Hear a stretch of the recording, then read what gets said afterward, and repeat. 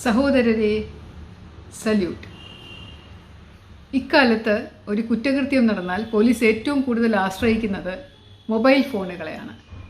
അതായത് mobile ഫോണിലുള്ള digital തെളിവുകൾ, CDR details, tower locations ഒക്കെ വെച്ചുകൊണ്ട് ഒരു പ്രതിയെ പിടിക്കാൻ കുറച്ചൊക്കെ എളുപ്പമാണ്. പക്ഷേ 30 വർഷം മുമ്പ് ഇങ്ങനെയൊന്നും അല്ലായിരുന്നു സ്ഥിതി. ഒരു കേസ് നടന്നാൽ, പ്രത്യേകിച്ച് ഒരു കൊലപാതക കേസാണെങ്കിൽ, തെളിവ് കണ്ടെത്തുക എന്ന് പറയുന്നത് ഭയങ്കര പ്രയാസമായിരുന്നു. അവിടെ അവശേഷിക്കുന്ന വിരലടയാളങ്ങളോ കുറ്റം നടന്ന സ്ഥലത്തുള്ള എന്തെങ്കിലും പ്രതി ഇട്ടിട്ട് പോയ തെളിവുകളോ, രക്തത്തിൻ്റെ സാമ്പിൾ ഉണ്ടെങ്കിൽ അതോ, അല്ലെങ്കിൽ ചില സാക്ഷികളുണ്ടെങ്കിൽ അവരെയോ, അതൊക്കെ കേന്ദ്രീകരിച്ചായിരിക്കും അന്വേഷണം നടക്കുക. ഇപ്പോൾ ഒരു 30 വർഷം മുമ്പ് വൃദ്ധനായ ഒരു മനുഷ്യൻ ഒറ്റയ്ക്ക് താമസിക്കുകയായിരുന്നു, കൊല്ലപ്പെട്ടു. അദ്ദേഹത്തിൻ്റെ ഭാര്യ മരിച്ചുപോയി. 3-4 മക്കളുള്ളത്, എല്ലാവരും കല്യാണമൊക്കെ കഴിച്ച് അവരുടെ വ്യത്യസ്തമായ ജോലി സ്ഥലത്താണ്. ഒരു മോൻ വിദേശത്തുണ്ട്.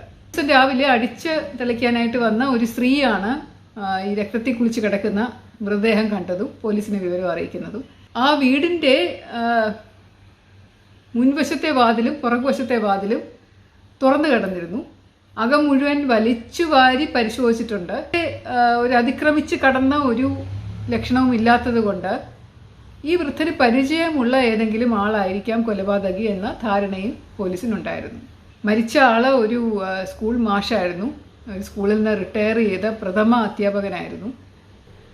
മക്കളെയൊക്കെ വിളിച്ച് ചോദിച്ചു, എന്തെങ്കിലും വിവരമുണ്ടോ, ആരെങ്കിലും അറിയാവും ചോദിച്ചിട്ട് അവർക്ക് ആർക്കും ഒരു വിവരവും ഇല്ല. കൂടാതെ എന്തൊക്കെ മോഷണം പോയി എന്നുള്ളതും ഈ മരിച്ചുപോയ ആൾക്കല്ലാതെ വേറെ ആർക്കും അറിയുകയില്ലായിരുന്നു. അതുകൊണ്ട് അത് കേന്ദ്രീകരിച്ചുള്ള അന്വേഷണം നടത്താനും പ്രയാസമായിരുന്നു. കേസ് അന്വേഷിച്ചവർ വളരെ മിടുക്കനായിട്ടുള്ള ഒരു ഇൻസ്പെക്ടറായിരുന്നു. അതുകൊണ്ട് എപ്പോഴെങ്കിലും തെളിയപ്പെടും എന്നുള്ളൊരു വിശ്വാസം ഉണ്ടായിരുന്നെങ്കിൽ പോലും ഒരു പ്രതിയെയും കിട്ടാതെ, ഒരു ബ്രേക്ക് ത്രൂവും ഇല്ലാതെ ഒരു 4-5 മാസത്തോളം ഈ കേസിൻ്റെ അന്വേഷണം നീണ്ടുപോയി. അത് എന്നെ സംബന്ധിച്ച് വളരെയധികം വിഷമം നൽകിയ ഒരു വസ്തുതയായിരുന്നു. കാരണം സീനിയർ ഓഫീസേഴ്സ് ചോദിക്കും, തെളിഞ്ഞില്ലേ. പത്രമാധ്യമങ്ങളുടെ ഒരു സമ്മർദ്ദം ഉണ്ടായിരുന്നു. പിന്നെ ഇപ്പോൾ ക്രൈംബ്രാഞ്ചിന് മാറ്റണം, അല്ലെങ്കിൽ CBIക്ക് മാറ്റണം എന്നൊക്കെ പറഞ്ഞ ഒരു വിവരം ഇവിടുന്നൊക്കെ വരും. ഇപ്പോൾ നാണക്കേടല്ലേ ഒരു കേസ് തെളിയിച്ചില്ല എന്നുണ്ടെങ്കിൽ. അങ്ങനെ വിഷമിച്ചിരിക്കുന്ന സമയം ഒരു കോള് വരികയാണ്. ഒരാൾ പറയുകയാണ്, ഞാനൊരു കട ഉടമസ്ഥനാണ്, ഒരാൾ ഒരു ടോർച്ചുമായിട്ട് ഈ കടയിൽ വന്നിട്ട് അതിന് ബാറ്ററി മാറ്റി തരണം എന്ന് പറഞ്ഞു.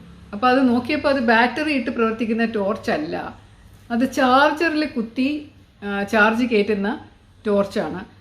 ഒരു നീല കളറാണ്. ഇതുപോലെയുള്ള ഒരു ടോർച്ച് ഇവിടെ കേരളത്തിലോ ഭാരതത്തിലോ എവിടെയെങ്കിലും വിൽക്കുന്നതായിട്ട് അറിയില്ല.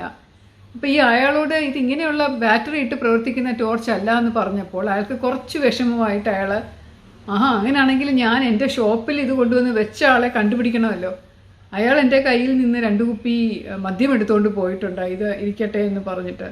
അപ്പോൾ അയാളെപ്പറ്റി അറിയില്ല, കണ്ടുപിടിച്ച ശേഷം എനിക്ക് അയാളുടെ കയ്യിൽ നിന്ന് മദ്യത്തിൻ്റെ കാശ് തിരിച്ചു വാങ്ങണം എന്നൊക്കെ പറഞ്ഞിട്ടാണ് പോയത് എന്ന് പറഞ്ഞു. കടയുടെ ഉടമസ്ഥൻ തന്നെ എന്നോട് സംശയമായിട്ട് പറഞ്ഞു, ഇതുപോലെ ഒരു ടോർച്ച് ഞാനിതിനു മുമ്പ് കണ്ടിട്ടില്ല.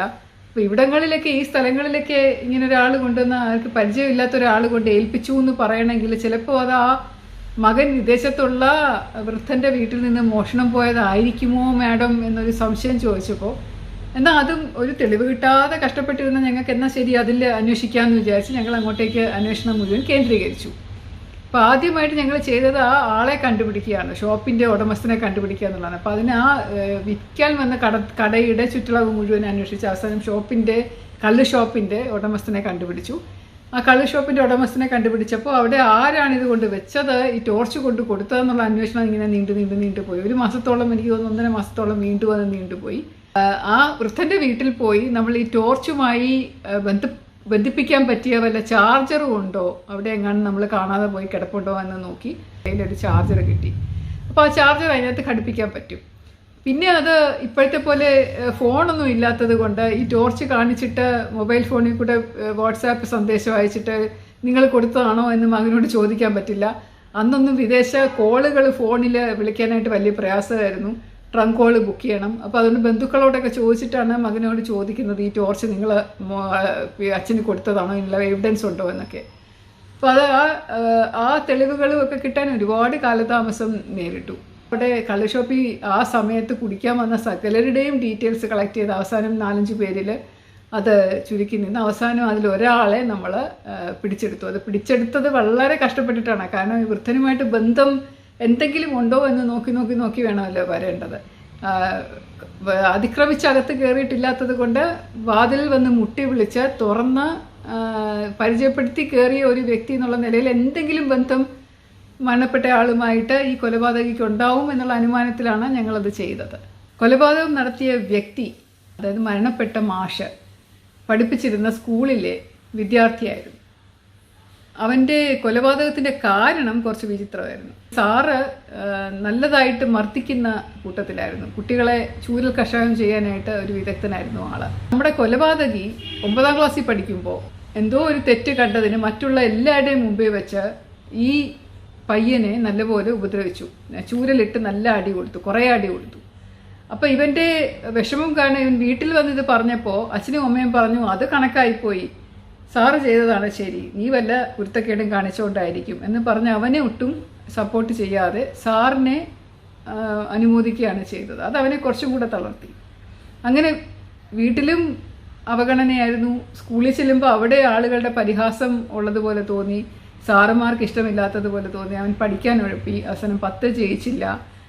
വീട്ടിൽ നിന്ന് ഒരു രക്ഷയില്ലാതെ അവൻ വീട് വിട്ടുപോയി പല സ്ഥലത്തായിട്ട് ജോലി ചെയ്തു. കുറച്ചൊക്കെ പൈസ ഉണ്ടാക്കി നാട്ടിൽ തിരിച്ചു വന്ന് അവിടെ എന്തെങ്കിലും ജോലി ചെയ്യാമെന്ന് തുടങ്ങി. ഒരിടത്തും പച്ച പിടിച്ചില്ല.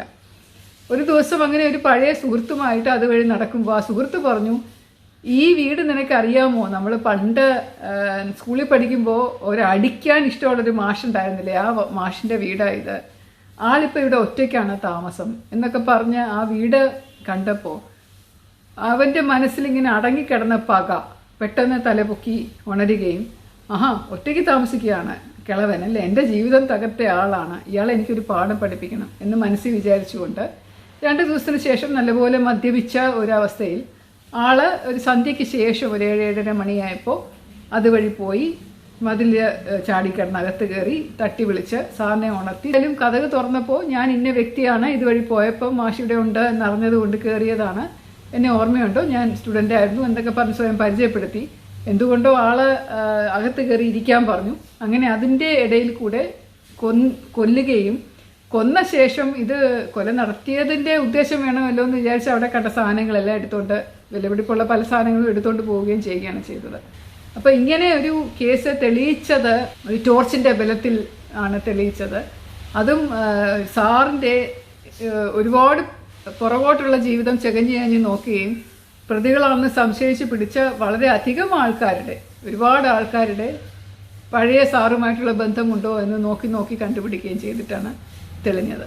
അപ്പോൾ ഇങ്ങനെ ഒരു കേസ് തെളിഞ്ഞതിൽ വളരെയധികം സന്തോഷമുണ്ടായിരുന്നു. കുറേ വർഷങ്ങൾക്ക് ശേഷം കുറ്റവാളിയെ ശിക്ഷിക്കുകയും ചെയ്തിരുന്നു. ഇപ്പോഴും പലരും ചേർത്തല വഴിയൊക്കെ പോകുമ്പോൾ, ചേർത്തല എസ് പി ആയിരുന്ന സമയത്താണ്, അതുവഴി പോകുമ്പോൾ ആളുകൾ ഈ സംഭവം ഓർക്കുകയും എന്നോട് ഇതിനെപ്പറ്റി ചോദിക്കുകയും ചെയ്യാറുണ്ട് എന്നുള്ളത് ഒരു വലിയ സന്തോഷമായിട്ട് കരുതുകയും ചെയ്യുന്നുണ്ട്. സസ്നേഹം, ശ്രീലേഖ.